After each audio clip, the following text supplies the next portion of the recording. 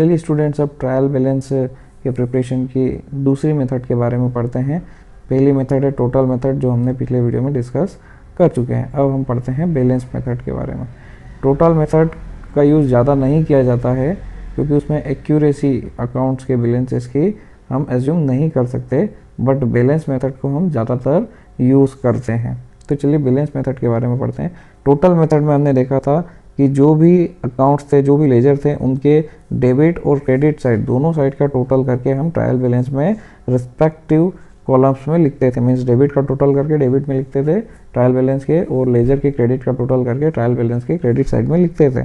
और दोनों का जो टोटल होता था वो सेम होता था ट्रायल बैलेंस के अंदर। अब देखते हैं बैलेंस मेथड में क्या होता है। बैलेंस मेथड में हम दोनों साइड का टोटल नहीं लिखते, हम किसी एक साइड का टोटल लिखते हैं। मीन्स दोनों को बैलेंस करके हम जो बैलेंस आता है उसे लिखते हैं। चलिए नीचे एक एग्जांपल देख लेते हैं। जैसे यहाँ पर हम देख रहे हैं रोहन्स अकाउंट को, रोहन्स अकाउंट का लेजर हम देख रहे हैं, और रोहन्स अकाउंट के जो डेबिट साइड का टोटल है और क्रेडिट साइड का टोटल है, इसमें करीब 20,000 रुपीज़ का डिफरेंस है। मीन्स अगर डेबिट साइड का टोटल देखें तो 60,000 आता है और क्रेडिट साइड में केवल 40,000 लिखा हुआ होता है, और 20,000 का यहाँ पर डिफरेंस होता है। तो बैलेंस कैरी डाउन होता है, जिसे next month balance brought down किया जाता है। तो बस यही बैलेंस ब्रॉट डाउन जो है ट्रायल बैलेंस के डेबिट या क्रेडिट साइड, जहाँ पर भी ये क्रेडिट बैलेंस ब्रॉट डाउन लिखा हुआ है, जैसे यहाँ इस अकाउंट के क्रेडिट साइड में लिखा हुआ है, तो ट्रायल बैलेंस के क्रेडिट साइड में 20,000 से रोहन्स अकाउंट की एंट्री हो जाएगी। चलिए देखते हैं नीचे ट्रायल बैलेंस के क्रेडिट साइड में रोहन अकाउंट हमें मिल जाएगा। यहाँ पर हम बैलेंस मेथड से ट्रायल बैलेंस बना रहे हैं, और जो रोहन्स कैपिटल अकाउंट है, आप देख सकते हैं यहाँ पर क्रेडिट साइड में 20,000 की एंट्री हो चुकी है। स्टूडेंट्स, हमने देखा था कि ऊपर रोहन्स अकाउंट में ये जो 20,000 था वो balance brought down credit side में था, इसलिए इसकी ट्रायल बैलेंस में बैलेंस मेथड के अंदर एंट्री क्रेडिट साइड में होगी। और स्टूडेंट्स, कभी कभी ऐसा होता है कि किसी लेजर में हम बैलेंस को ब्रॉट डाउन करके नहीं लिखा हो अगर क्वेश्चन में, तब क्या करें। अभी यहाँ देखिए परचेस अकाउंट को अगर अपन देखें तो परचेस अकाउंट के डेबिट साइड में टोटल किया हुआ है 62,000, बट क्रेडिट साइड में कुछ भी नहीं लिखा हुआ है। तो यहाँ पर ये अज्यूम कर लिया जाता है कि यहाँ पर क्रेडिट साइड में बैलेंस कैरिड डाउन 62,000 होगा, और वो next month balance brought down 62,000 होगा।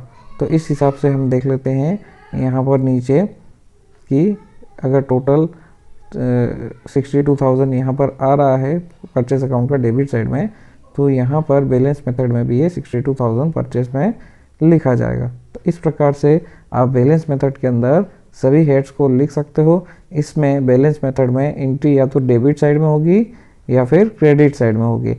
जैसा कि हम टोटल मेथड में देख चुके हैं कि जो एंट्रीज होती थी वो डेबिट और क्रेडिट साइड दोनों में हो सकती थी।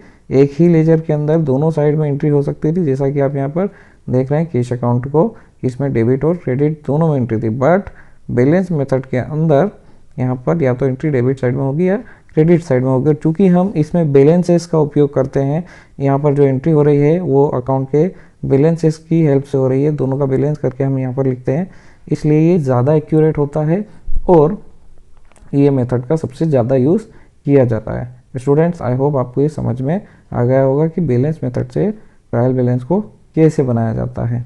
स्टूडेंट, बैलेंस मेथड में हम जब ट्रायल बैलेंस को बनाते हैं तो हम लेजर अकाउंट के बैलेंसेस का यूज़ करते हैं। मीन्स लेजर अकाउंट के जो डेबिट और क्रेडिट के कॉलम होते हैं उसका जो बैलेंस होता है उसका यूज़ करते हैं। मीन्स बैलेंस ब्रॉट डाउन किधर आ रहा है उस साइड में ही हम रिस्पेक्टिव कॉलम के अंदर ट्रायल बैलेंस के अंदर इंटर करते हैं, जिससे हमें उस बैलेंस के करेक्टनेस के लिए अश्योर हो जाते हैं।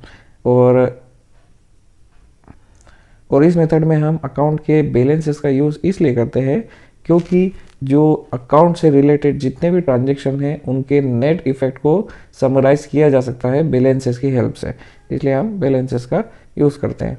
स्टूडेंट्स, आई होप आपको समझ में आ गया होगा कि बैलेंस मेथड का यूज़ हम सबसे ज़्यादा क्यों करते हैं ट्रायल बैलेंस बनाने के लिए, और बैलेंस मेथड से कैसे ट्रायल बैलेंस को बनाया जा सकता है।